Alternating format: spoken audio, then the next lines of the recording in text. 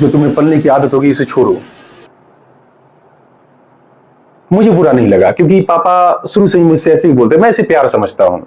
मुझे बोले कम से कम आज जाओ 2-3 कंपनी को घूमो, वहां पे अपना इंटरव्यू दो, देखो क्या होता है। मैं निकला, मुझे किसी ने सिलेक्ट नहीं किया।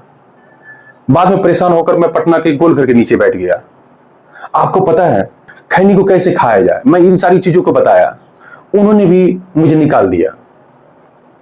गोल घर के नीचे जब बैठा हुआ था तो मेरे बाल में स्नान नहीं करने के कारण जटाएं पड़ चुकी थी, शरीर गंदा लग रहा था, मैं दिखने में भी गंदा लग रहा था, मानो कि कुछ जैसे कोयले के खदान से कोई आदमी निकलता है।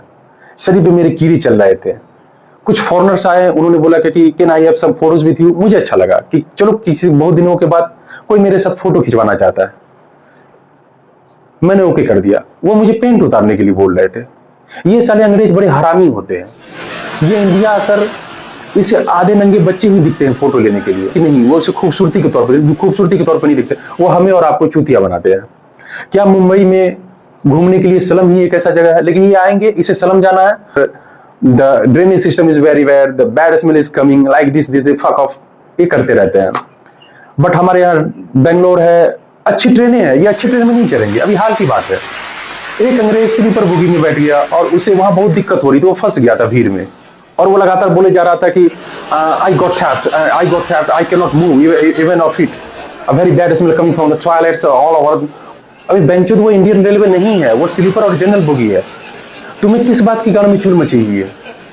तुम तो अपने देश में एसी बोगी में घूमते हो, लेकिन यहां आने के बाद तुम्हें जनरल बोगी में बैठना है, और जनरल बोगी में बैठोगे तो तुम्हें बैड स्मेल आएगा। वो भी मुझे लग रहा था तुम हरामखोर, तुम्हारे गाल में कौन सी खुजली मची है? हम लोग स्लीपर बोगी में सफर नहीं कर पाते हैं, इतनी तेज बदबू आती है।